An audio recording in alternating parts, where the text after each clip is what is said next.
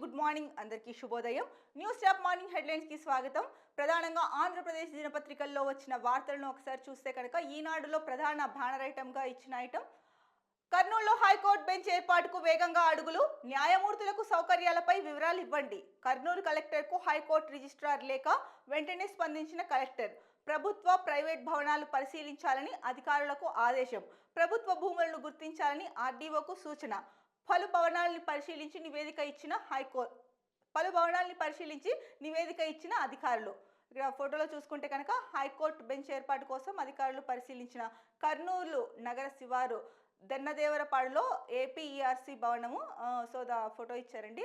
అయితే కర్నూలులో high court bench ఏదైతే ఏర్పాటు చేస్తున్నారో దాన్ని వేగంగా అంటే పూర్తి చేయడానికి అయితే కనుక అడుగులు ముందుకు వేస్తున్నారు. దీనికి సంబంధించి న్యాయమూర్తులకి అంటే అక్కడ ఉన్న సౌకర్యాలపైన వివరాలు ఇవ్వండి అని చెప్పేసి కూడా చెప్పారు. సో అంటే దీనికి సంబంధించి కొంతమంది అధికారులు నియమించారు కదా, ఆ అధికారులు దానిపైన పరిశీలించి అక్కడ ఉన్న సౌకర్యాలని కూడా న్యాయమూర్తులకి వివరించండి అని చెప్పారు. అలాగే దీనికి సంబంధించి కలెక్టర్కి హైకోర్టు రిజిస్ట్రార్ లేఖ కూడా రాశారు కర్నూలు కలెక్టర్కి. దీనిపైన కలెక్టర్ కూడా వెంటనే అంటే రంగంలోకి దిగడం, చర్యలు తీసుకోవడం, అక్కడ ఉన్న ఏంటి అన్నది అంటే సౌకర్యాలు కానీ ఏదైనా సరే అనుకూలతలు ఇవన్నీ చూడడము చెప్పడం జరిగింది. అలాగే ప్రభుత్వ ప్రైవేట్ భవనాలు పరిశీలించాలని కూడా అధికారులకు ఆదేశం ఇచ్చారు. సో దానిపైన కూడా వర్క్ చేస్తున్నారు. ఇంకొకటి ప్రభుత్వ భూములను గుర్తించాలని ఆర్డీఓకు సూచన ఇచ్చారు. సో ఏదైతే కర్నూలులో హైకోర్టు బెంచ్ ఏర్పాటు చేయాలనుకుంటున్నారో దానికి సంబంధించి అధికారులకి ఇచ్చిన ఆదేశాలని వాళ్ళు అంటే వేగవంతంగా ఫీల్డ్లోకి వెళ్ళి వేగవంతంగా అయితే చేసి అప్డేట్ ఇస్తున్నారు. మరి అది త్వరగా కనుక పూర్తి అయితే కనుక కర్నూలు హైకోర్టు బెంచ్ ఏర్పాటు అవుతుంది. అప్పుడు అంటే న్యాయపరంగా కూడా ఇప్పుడు అటువైపు వాళ్ళకి ఇటు విజయవాడ రావాలంటే చాలా దూరం అండి. కాబట్టి అక్కడే కొంచెం దగ్గర అవుతుంది. సో గతంలో కూడా అనుకున్నది 3 రాజధానుల్లో ఒకటి కర్నూలులో అంటే పెట్టాలని చెప్పేసి, హైకోర్టు కర్నూలులో ఉండాలని చెప్పేసి. కాకపోతే ఇప్పుడు ఏంటంటే హైకోర్టు బెంచ్ అక్కడ ఏర్పాటుకు అడుగులు పడుతున్నాయి వేగంగా అని చెప్పారు. సో ఇది కనుక త్వరగా పూర్తి అయితే కనుక చుట్టుపక్కల జిల్లాల వాళ్ళకి ఇది చాలా ఉపయోగకరమనే చెప్పాలి. సో దీనిపైననే హైకోర్టు రిజిస్ట్రార్ లేఖ రాయడం కలెక్టర్కి, కలెక్టరు వెంటనే స్పందించి ఆ ఫీల్డ్కి వెళ్ళడము, అక్కడ ఆ బిల్డింగ్ని పరిశీలించడము ఇదంతా. అలాగే అక్కడ భూములు ఏవైతే ఉన్నాయో అంటే ప్రభుత్వం కానీ ప్రైవేట్ భూములు అయితే అంటే అక్కడ అధికారులు ప్రైవేట్ కానీ ప్రభుత్వానికి సంబంధించిన భవనాలు ఏవైతే ఉన్నాయో వాటిని పరిశీలించడం కానీ ఇవంతా వేగంగా జరుగుతోంది. సో ఎంత అయిపోయిన తర్వాత న్యాయమూర్తులకు దానికి సంబంధించిన వివరాలు ఇస్తే కనుక హైకోర్టు బెంచ్ ఏర్పాటు అయితే కనుక కర్నూలులో త్వరలోనే ఏర్పాటు అవుతోందని ఈ వార్తా కథనంలో అయితే మనకి తెలుస్తోంది. ఇక మరో ప్రధాన వార్త చూసుకుంటే అంతర్జాతీయ వార్త. గగనంలో ఘోరం, అమెరికాలో విమానాన్ని ఢీకొన్న సైనిక హెలికాప్టర్, నదిలో పడిపోయిన లోహ విహంగాలు. విమానంలో 4 సిబ్బంది సహా 64 మంది, ఎవరూ బతికే అవకాశం లేదన్న అధికారులు. 28 మృతదేహాల స్వాధీనం. ఇక్కడ ఇది కూడా ఇచ్చారు. వాషింగ్టన్ డీసీ సమీపంలోని పొటామాక్ నదిలో విమానం కూలిన ప్రాంతంలో గాలింపు చర్యలు చేపడుతున్నారు. దానికి సంబంధించిన ఫోటో ఇచ్చారు. నిజంగా ఇది చాలా ఘోరం అండి. 2 అంటే ఏదైతే విమానము హెలికాప్టర్ 2 ఢీకొని, ఒకటేమో అంటే సైనిక విమానం, దాంట్లో 4 ఉన్నారు. ఇంకొక విమానం, ఈ 2 ఢీకొని మొత్తం అంటే హెలికాప్టర్లో కావచ్చు విమానంలో కావచ్చు మొత్తం కలిపి 64 మంది ఉన్నారు అని చెప్పేసి ఇచ్చారు వార్తా కథనము. మరి దీంట్లో ఎవరు బతికి అంటే 28 మృతదేహాలను అయితే వెలికి తీశారు. ఆ నదిలో పడిపోయింది కదా 2 అంటే హెలికాప్టర్ 2 విమానము. సో నదిలో పడిపోయింది. ఇంకొకటి అయితే కనుక తలకిందులుగా నదిలో పడింది అని చెప్పారు. కాబట్టి ఎవరు బతికే అవకాశం అయితే లేదు ఇందులో అని చెప్పేసి అధికారులు చెప్తున్నారు. కాకపోతే ఇప్పటి వరకు అయితే కనుక 28 మృతదేహాలను వెలికి తీశారు.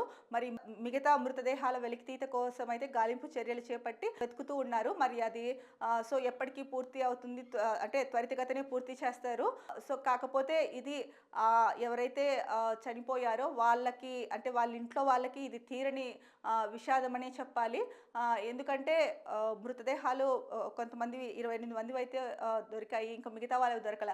సో దాని మీద కూడా ఆ ఇంట్లో వాళ్ళకి చాలా టెన్షన్ ఉంటుంది. సో అసలు దొరుకుతుందా దొరకదా అన్నది కూడా.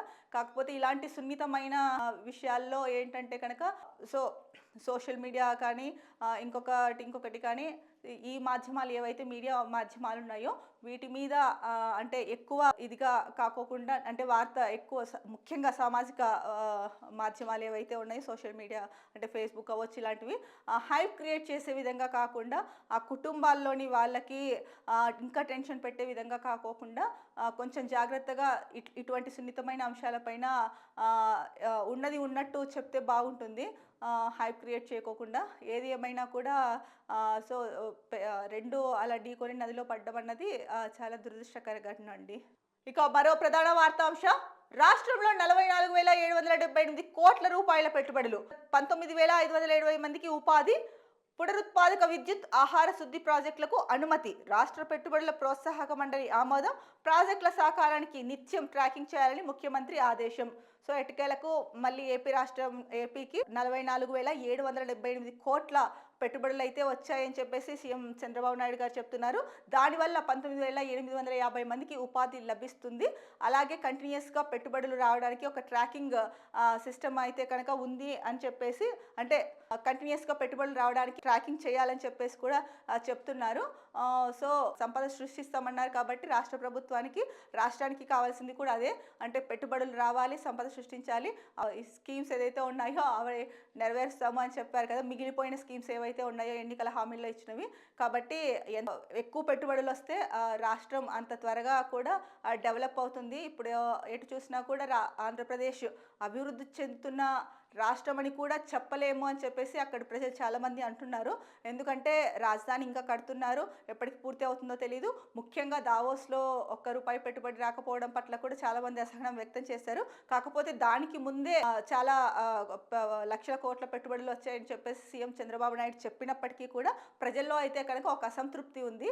ఎందుకంటే చెప్పిన హామీలు నెరవేర్చకపోవడం ఒకటి, మరోవైపు ఏమో సో ఇన్ని లక్షల కోట్ల పెట్టుబడులు వచ్చాయని అయితే చెప్తున్నారు. మరి అది ఎక్కడ వచ్చుంటే కనుక దాన్ని ఎక్కడ ఇంప్లిమెంట్ చేస్తున్నారు ఏంటి అనేది పూర్తి క్లారిటీ అయితే అంటే చెప్తున్నారు, కానీ పూర్తి క్లారిటీగా అయితే చెప్పట్లేదు. మరి నిజంగా దానివల్ల ఉద్యోగాలు ఇంతమందికి వస్తున్నాయని చెప్తున్నారు, వచ్చాయా లేదా అన్న సందిగ్ధంలో కూడా ప్రజలు ఉన్నారు. గుసగుసలు అయితే వినిపిస్తున్నాయి ప్రజల్లో. మరి దీనిపైన చంద్రబాబు నాయుడు గారు అంటే ఏపీ ప్రభుత్వము ఫోకస్ చేయాలి. అంటే వచ్చాయి ఇచ్చాము అని చెప్పేసి ఇంతమందికి ఉద్యోగ అవకాశాలు అని చెప్తున్నారు, కానీ ఎక్కడ ఏంటి ఎంతమందికి ఎవరికి లభించాయి, ఏ సెక్టార్లో లభించాయి, ఇలాంటివన్నీ కూడా ప్రజలకి సుస్పష్టంగా చెప్పాల్సిన అవసరం అయితే ఎంతైనా ఉంది. సో ఈనాడులో అయితే కనుక మరి ముఖ్యంగా పెట్టుబడులు వచ్చాయి అంటే రాష్ట్రానికి, ఏపీ రాష్ట్రానికి 44,778 కోట్ల పెట్టుబడులు వచ్చాయనేసి న్యూస్ ఇచ్చారండి. ఇక చాలామందికి సంబంధించిన వార్త, ముఖ్యంగా బంగారుకు సంబంధించి 84,000 దాటిన మేలిమి బంగారం. సో నిన్న చూసుకుంటే 83,000 దాటింది అని చెప్పారు, 83,000కి చేరింది అని చెప్పేసి నిన్నటి న్యూస్లో చూసుకున్నాం. సో రోజు రోజుకి పెరిగిపోతుంది. అయితే ఒకటైతే ప్రధానంగా చెప్పారు, ₹1,00,000కి చేరడం అయితే ఖాయం. గోల్డ్ రేటు తులం బంగారు ₹1,00,000కి వెళ్తుంది. ఏంటి అంటే కనుక ఒకటి రూపాయి విలువ క్షీణించడము, డాలర్ విలువ పెరగడము, అలాగే అంతర్జాతీయంగా మార్కెట్లలో ఒడిదుడుకులు ఇవన్నీ కూడా కారణం అని చెప్పేసి అయితే కనుక వార్తా కథనాలు వచ్చాయి. ఏది ఏమైనా బంగారు పెరగడంతో సామాన్య మధ్యతరగతి ప్రజలకు అంటే పేద మధ్యతరగతి ప్రజలకైతే కనుక ఇది అందని ద్రాక్ష అవుతుంది అనిపిస్తోంది. ఇలాగే పెరుగుకుంటూ వెళ్తే గోల్డ్, ముఖ్యంగా పెళ్ళిళ్ళ సమయాల్లో మాత్రం చాలా ఇబ్బంది పడాల్సి వస్తుంది పేద మధ్యతరగతి ప్రజలు. మరి దీనిపైన అంటే ఎప్పుడు తగ్గుతుందా గోల్డ్? ఎందుకంటే కనుక మనము కంపేర్ చేసుకుంటూ వస్తే కనుక ఒక్క సంవత్సరంలోనే దాదాపు దగ్గర రెట్టింపు శాతం పెరిగింది బంగారు రేటు. సో ఇంత వేగంగా పెరగడానికి అంటే చాలా కారణాలు ఉన్నాయి. అదే అంతర్జాతీయ ఒడిదుడుకులు అవ్వచ్చు, ముఖ్యంగా రూపాయి విలువ తగ్గిపోయి డాలర్ విలువ పెరగడం అవ్వచ్చు, ఇంకా ఇతరత్ర అంటే ఇతర దేశాల్లో ఉన్న పరిస్థితులు కావచ్చు. సో అన్నిటి కారణంగా అన్నిటి మూలంగా బంగారం ఏంటంటే ఇప్పుడు ఇంటర్నేషనల్ కదండి. సో ప్రపంచ మార్కెట్లను బట్టి కూడా బంగారం తగ్గడం పెరగడం అన్నది ఉంటుంది. సో ఇవన్నిటి నేపథ్యంలో బంగారం అయితే కనుక రోజు రోజుకి పెరుగుతోంది, కానీ తగ్గుముఖం పట్టే అవకాశం కనిపించలేదు. ఇంకా ఏంటంటే తగ్గకపోగా ₹1,00,000కి వెళ్ళడం అయితే ఖాయమని చెప్పేసి దానికి సంబంధించిన నిపుణులు అయితే చెప్తున్నారు. మరి ఎవరైనా అంటే గోల్డ్ కొనుక్కోవాలి అంటే కనుక ఇప్పుడు కొనాలా వద్దా? సరే ₹1,00,000కి వెళ్తుంది అని చెప్తున్నారు. ఒకవేళ తగ్గితే మరి ఏంటి పరిస్థితి అన్న ఇదిలో కూడా ఉన్నారు. ఏది ఏమైనప్పటికీ కూడా పేద సామాన్య మధ్య తరగతి ప్రజలకు బంగారు అందని ద్రాక్షగా మారుతుందేమో ఫ్యూచర్‌లో అని అనిపిస్తోంది ఈ వార్త చూస్తుంటే. ఈనాడులో వచ్చిన ముఖ్యమైన వార్తల్లో అయితే కనుక మనం చూసాము. ఇక దిశలో వచ్చిన ప్రధాన అంశాలను చూసుకుంటే కనుక పౌర సేవలకు 9552300009 వాట్సాప్ నెంబర్. ఏదైతే ఏపీలో వాట్సాప్ గవర్నెన్స్ తీసుకొస్తామని చెప్పారో అది నిన్న లాంచ్ చేశారు వాట్సాప్ గవర్నెన్స్ని. దానికి సంబంధించిన ఫోన్ నెంబర్ని ఇచ్చారు 9552300009ని. సో దీని ద్వారా ప్రజలకి సేవలు అందిస్తాము. మొదటి విడతలో 161 సేవలని మొదటగా 161 సేవలను అయితే కనుక వాట్సాప్ ద్వారా అందిస్తాము. తర్వాత మిగతావి కూడా మెల్లిగా దీంట్లోకి తీసుకొస్తామని చెప్పేసి అయితే కనుక మనకి ఇంతకుముందే వార్త వచ్చింది. ఇక నిన్న దీన్ని లాంచ్ చేసినప్పుడు ఎవరెవరు నిన్న లాంచ్ చేశారు. ఈ నేపథ్యంలో ఏం మాట్లాడారో ఒకసారి చూస్తే, వాట్సాప్లో హాయ్ కొడితే చిటికెలో సర్టిఫికెట్లు, మన మిత్ర పేరుతో వాట్సాప్ గవర్నెన్స్ ప్రారంభం, తొలి విడతలో అందుబాటులోకి 161 సర్వీసులు, రెండో విడతలో మరికొన్ని తెస్తాం మంత్రి నారా లోకేష్. యువగలం పాదయాత్ర సమయంలో వచ్చిన వాట్సాప్ గవర్నెన్స్ ఆలోచనను మంత్రి నారా లోకేష్ ఆచరణలో పెట్టారు. వాట్సాప్ గవర్నెన్స్ సేవలను ఆయన నిన్న ప్రారంభించారు. పౌర సేవల కోసం 9552300009 నెంబర్కు హాయ్ అని మెసేజ్ పంపాల్సి ఉంటుంది. ఈ సేవలు అందించేందుకు ప్రభుత్వం గత అక్టోబర్లో మెటా సంస్థతో ఒప్పందం కుదుర్చుకుంది. తొలి విడతలో దేవాదాయ, రెవెన్యూ, అన్నా క్యాంటీన్, ఎనర్జీ, ఏపీఎస్ఆర్టీసీ, సీఎంఆర్ఎఫ్ వంటి 161 రకాల సేవలను అందుబాటులోకి తీసుకొచ్చారు. రెండో విడతలో 360 రకాల సేవలను ప్రజలకు అందించనున్నారు అని చెప్పేసి ఇచ్చారు ఇక్కడ న్యూస్. ఇక్కడ చూసుకుంటే కనుక ఫోటోలో మెటా వాట్సాప్ కంట్రీ హెడ్ ఎవరైతే ఉన్నారో తనును మెటాకి సంబంధించిన ప్రతినిధి ఉన్నారు ఫోటోలో. ఇంకా అలాగే మంత్రి నారా లోకేష్ ఉన్నతాధికారి ఉన్నారు ఇక్కడ. సో మొత్తానికి ఈ గవర్నెన్స్ పాలన అయితే కనుక నిన్న ప్రారంభించారు. మరి ఈ గవర్నెన్స్ ద్వారా పౌరులకి నేరుగా ప్రజలకి ఎంత మాత్రం సేవలు అందుతాయి అంటే ప్రారంభించడం ఒక ఎత్తు అయితే కనుక ఇంప్లిమెంటేషన్లో ఎలా ఉంటుంది అన్నది ప్రధానంగా చూడాల్సిన విషయము. మరి ఇంప్లిమెంటేషన్లో ఎలా ఉంటుంది అన్నది చూడాలి. ఒక రకంగా ఇది దీనివల్ల సమయం ఆదా అవుతుంది. ప్రజలకి కూడా ఆఫీసుల చుట్టూ తిరిగే భారం సమయం అనే కాదు, ఖర్చు తగ్గుతుంది. వాళ్ళ పనులు వాళ్ళు చేసుకోగలుగుతారు. మరి ఇది నిజంగానే వీళ్ళు చెప్పినట్టు చిటికెలోనే వచ్చేస్తాయి సర్టిఫికేట్లు కావాల్సినవన్నీ కూడా అని చెప్తున్నారు. మరి అలా జరిగితే చాలా బాగుంటుంది. ఏదేమైనప్పటికీ వాట్సాప్ గవర్నెన్స్ తీసుకొచ్చి మొదటి దఫాలో 161 సేవల్ని దీంట్లో పొందుపరిచారు. దాంట్లో ముఖ్యమైనవి ఫస్ట్ విడతలో ఇచ్చారు. దీన్ని చూసుకున్న తర్వాత రెండో విడతలో 360 సేవలను వాట్సాప్ గవర్నెన్స్ ద్వారా ప్రజలకు అందిస్తామని చెప్పేసి అయితే అంటున్నారు. మరి ఏదేమైనా కూడా ఇది ఒక రకంగా మంచి నిర్ణయమే. వాట్సాప్ గవర్నెన్స్ అన్నది మంచిగా అమలై పౌరులకి నేరుగా సర్వీసెస్ అందితే కనుక చాలా బాగుంటుంది. ఇక మరో వార్తాంశం చూసుకుంటే కనుక ఓటర్ల లిస్టు కన్నా పెద్దిరెడ్డి పాపాల లిస్టే పెద్దది, అవినీతిలో జగన్ను మించిపోయారు, అసైన్డ్ భూములు భారీగా కొట్టేశారు, శాసనమండలి chief whip Anuradha hot comments. ఓటర్ల లిస్టు కన్నా కూడా పెద్దిరెడ్డి చేసిన పాపాల లిస్టే పెద్దది అని చెప్పేసి శాసనమండలి చీఫ్ విప్ అనురాధ ఎవరైతే ఉన్నారో ఆవిడ కమెంట్స్ చేశారు. ఏంటంటే మనకు తెలిసిన 3 రోజుల నుంచి చూసుకుంటున్నాము, అటవీ భూములని ఆక్రమణ చేశారు అన్న ఆరోపణలు అయితే కనుక పెద్దిరెడ్డి రామచంద్రారెడ్డి మీద ఉన్నాయి. దానికి సంబంధించి ఆ నేపథ్యంలోనే అనురాధ గారు ఈ కామెంట్స్ చేశారు. ఇక మరో న్యూస్ చూసుకుంటే కనుక పరిశుభ్రంగా మార్చి ఫోటోలు తీసి పంపండి, అధికారులకు మంత్రి బీసీ జనార్దన్ రెడ్డి ఆదేశం. బనగానపల్లి ఆర్టీసీ బస్టాండ్ వద్ద చెత్త పేరుకుపోవడంపై ఆగ్రహం. బనగానపల్లి ఆర్టీసీ డిపో వద్ద చెత్త పేరుకుపోయింది. దానిపైన మంత్రి అయితే ఆగ్రహం వ్యక్తం చేశారు. పరిశుభ్రంగా మార్చి ఫోటోలు తీసి పంపించాలి ఎలా ఉందంటే కనుక ఇక్కడ ఈ హెడ్డింగ్ కానీ ఈ వార్త కానీ అప్పటికి మాత్రమే క్లీన్ చేసి ఫోటోలు పంపిస్తే అక్కడ క్లీన్గా ఉంది, సో అంత నీట్గా ఉంది అనుకుంటారు అనేటట్టు అర్థం వస్తుంది. చదివిన ఎవరికైనా అలాగే అనిపిస్తుంది. అట్లా కాదు కదా, రెగ్యులర్గా ప్రతిరోజు కూడా ఎందుకంటే మనం ఆర్టీసీ బస్ స్టాండ్లలో చూసామంటే చాలా వరకు ఎక్కడ చూసినా సరే స్వచ్ఛ భారత్ అని ఒకవైపు చెప్తున్నప్పటికీ కూడా ప్రజల్లో ఇంకా అది పూర్తి అవగాహన రాలేదో లేకపోతే ఎందుకు అనుకుంటున్నారో మనకి తెలియదు. కానీ చాలామంది ఎక్కడ పడితే అక్కడ ఉమ్మేయడము లేదా పాన్ పరాకులు గుట్కా లాంటివి తిని ఉమ్మేసేసేయడము ఇలాంటిది ముఖ్యంగా ఆర్టీసీ బస్ స్టాండ్లలో అయితే కనుక మనకి ఎక్కువగా కనిపిస్తుంది. సో ఒక్కొక్కసారి ఏంటంటే అక్కడ నిల్చోవాలన్నా కూడా కంపరంగా అనిపిస్తుంది. అంత గలీజ్గా అంటే అంత చండాలంగా ఉంటాయన్నమాట అక్కడ. సో ఈ నేపథ్యంలోనే బనగానపల్లి ఆర్టీసీ డిపో వద్ద పేరుకుపోయిన ఆర్టీసీ బస్టాండ్ వద్ద పేరుకుపోయిన చెత్తను చూసి మంత్రి ఆగ్రహం వ్యక్తం చేశారు. మంత్రి అని చెప్పేసి ఇచ్చారు. సో నీట్గా ఉంచేసి ఫోటోలు తీసి పంపమన్నారు. ఎందుకంటే ఆయన ఆదేశాలు ఇచ్చారు కాబట్టి ఓకే, సో ఆయన ఆదేశాలు పాటించాలి, నీట్గా చేసి పంపించమని. అది ఆ ఒక్క రోజుకే కాదు, దాని అర్థం ఆ ఒక్క రోజుకే కాదు, బస్ స్టాండ్లని కానీ ఏదైనా సరే పరిసరాలను శుభ్రంగా ఉంచుకోండి అని చెప్పేసి మంత్రి చెప్తున్న విషయము. దాన్ని అంటే హెడ్డింగ్ చూసిన ప్రతి ఒక్కరు ఏమనుకుంటారు, ఓకే చూసి పంపిస్తేస్తే కనుక ఒక రోజుకేనా అన్నట్టు చదవగానే అలాగే అనిపించింది. మరి అది కాదు, ఎప్పుడు నిరంతరం కూడా ఎప్పుడు శుభ్రంగా ఉంచాలి.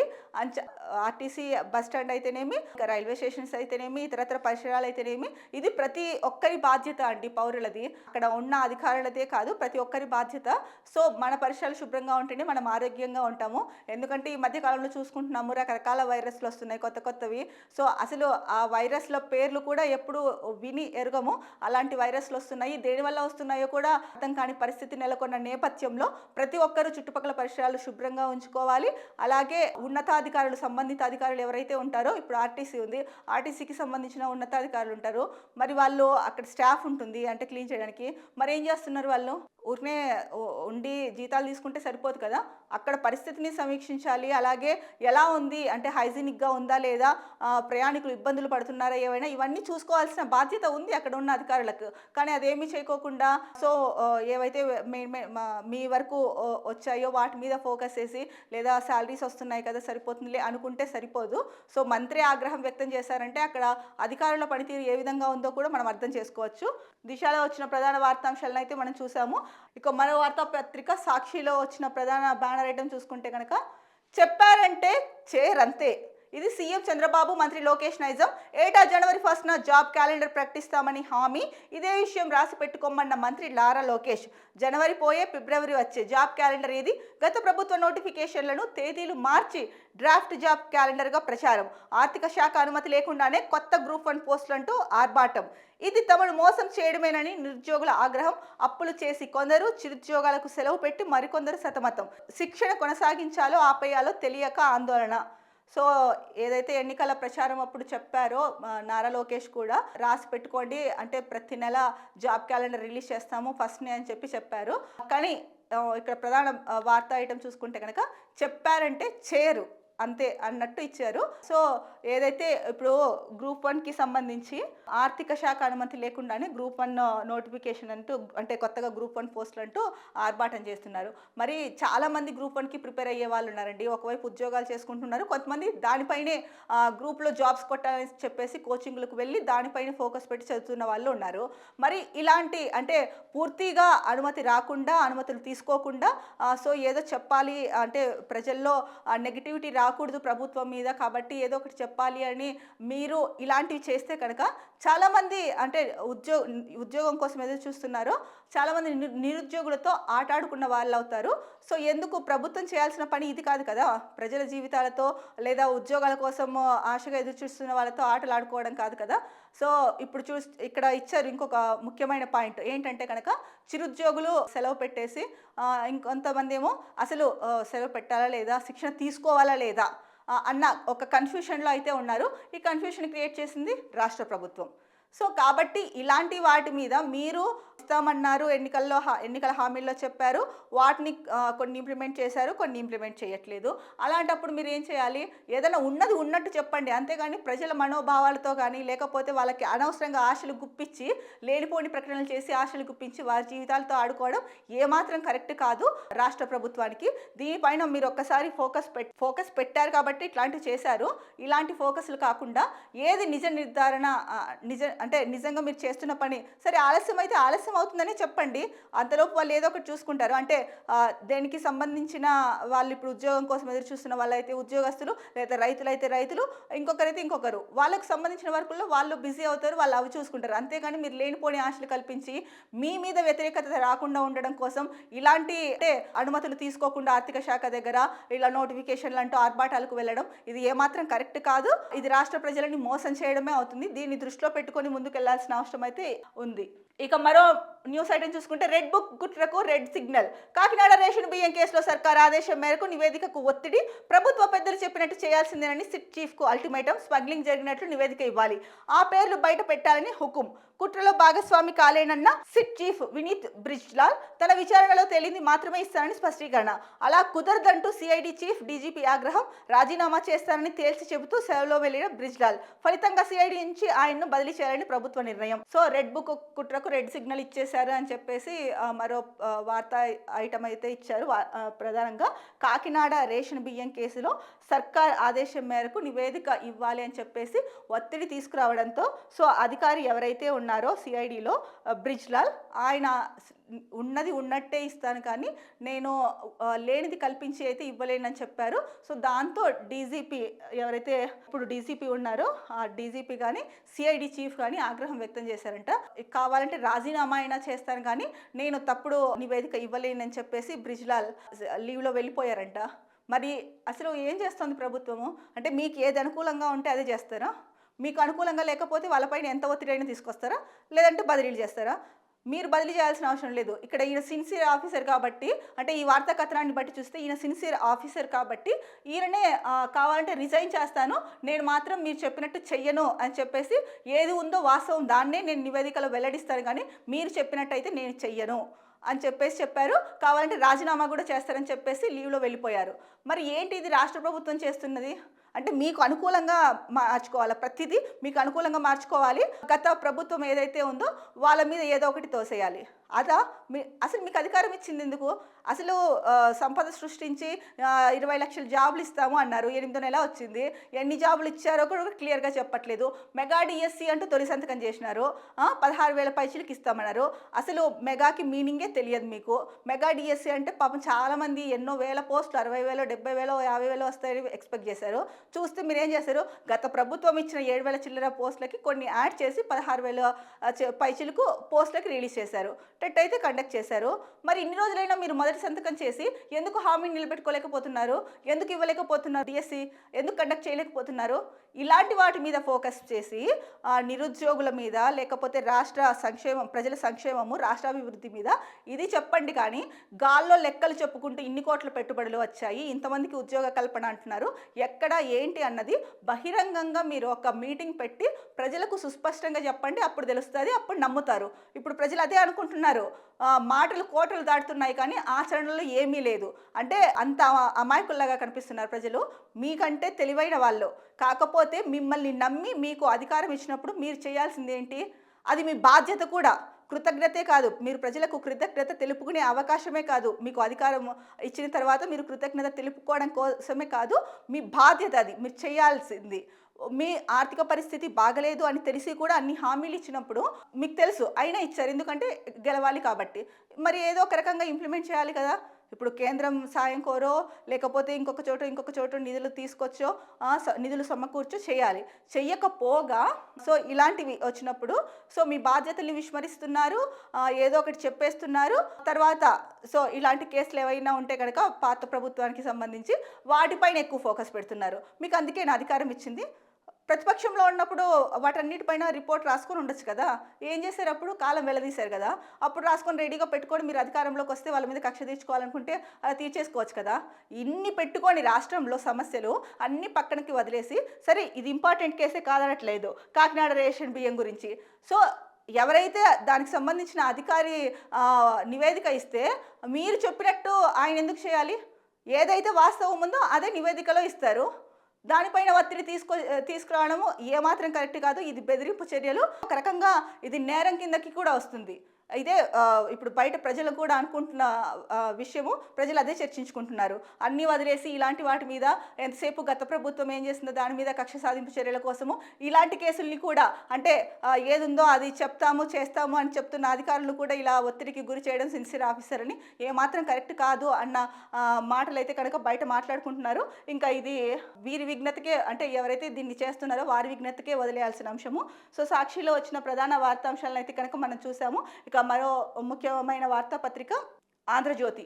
ఆంధ్రజ్యోతిలో వచ్చిన ప్రధాన బ్యానర్ ఐటమ్ చూసుకుంటే కనుక విశాఖ భూ స్కామ్పై విచారణ ఏమైంది? అక్రమాలకు సమాధి కట్టేశారా?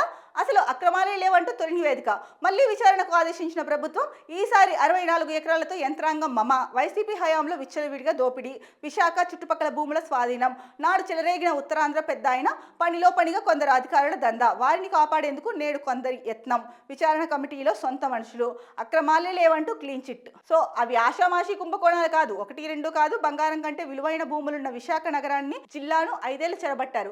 వైసీపీ సర్కార్ పెద్దలు యథేచ్ఛగా దోచుకున్నారు. ప్రాజెక్టు చేతులు మారాయి. వందల ఎకరాల భూములు వారి సొంతమయ్యాయి. విపక్షంలో ఉండగా ఘోరం నేరం దారుణమని టీడీపీ నేతలు వాపోయారు. ఇప్పుడు అదే పార్టీ అధికారంలోకి వచ్చి 8 నెలలు అవుతోంది. మరి విశాఖ భూముల స్కామ్లో ఏం తేల్చారు? ఇది కూటమి శ్రేణులే కాదు రాష్ట్ర ప్రజలు అడుగుతున్న ప్రశ్న అని చెప్పేసి ఆంధ్రజ్యోతిలో ఇచ్చారు.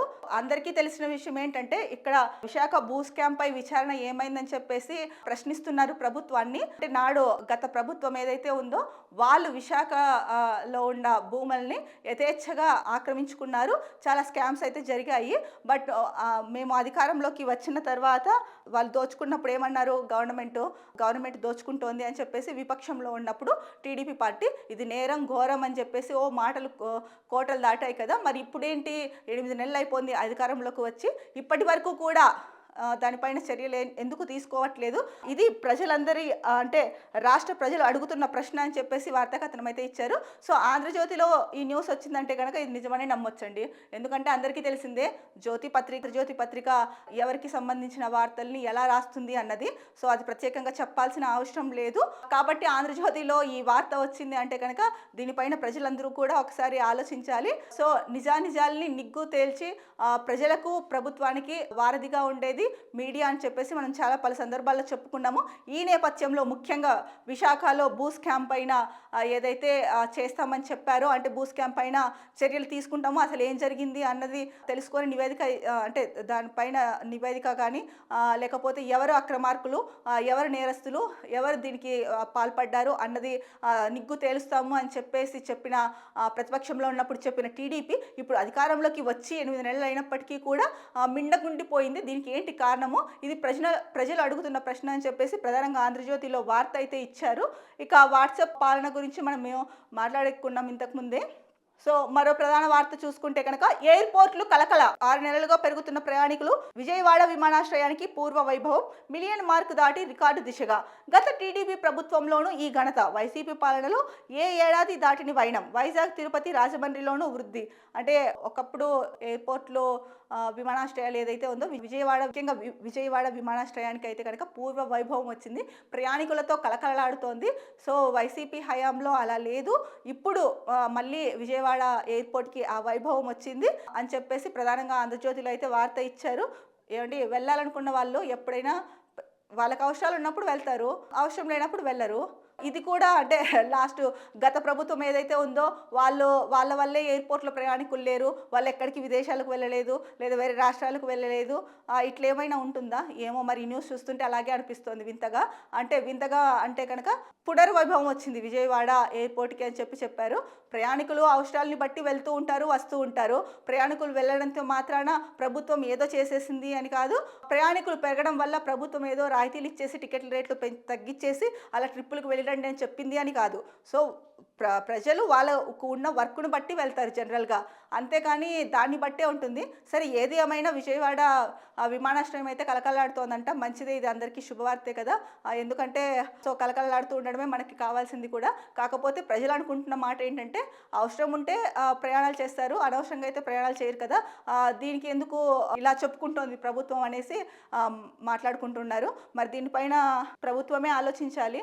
మనము ఏం చెప్పినా కూడా సో ప్రభుత్వం తీసుకునే డెసిషన్ ప్రభుత్వం తీసుకుంటుంది కాబట్టి ప్రజల అభిప్రాయాలని దృష్టిలో పెట్టుకొని ఏదైనా సరే చేసేటప్పుడు అది ప్రజలకు ఉపయోగపడుతుందా లేదా ప్రజలు ఇది ఇలా మాట్లాడితే లేదా ఇది చేస్తే ఏమవుతుంది, ఎలా తీసుకుంటారు వాళ్ళు అన్నది దృష్టిలో పెట్టుకొని ఎవరైనా సరే ఏ ప్రభుత్వం అయినా సరే ముందుకెళ్లాల్సిన అవసరం ఉంది. అలాగే విపక్ష పార్టీలు ప్రతిపక్ష పార్టీలు కూడా ప్రజల్ని దృష్టిలో పెట్టుకొని ప్రజాభిప్రాయాన్ని దృష్టిలో పెట్టుకొని ముందుకు వెళ్లాల్సిన అవసరం అయితే ఎంతైనా ఉంది.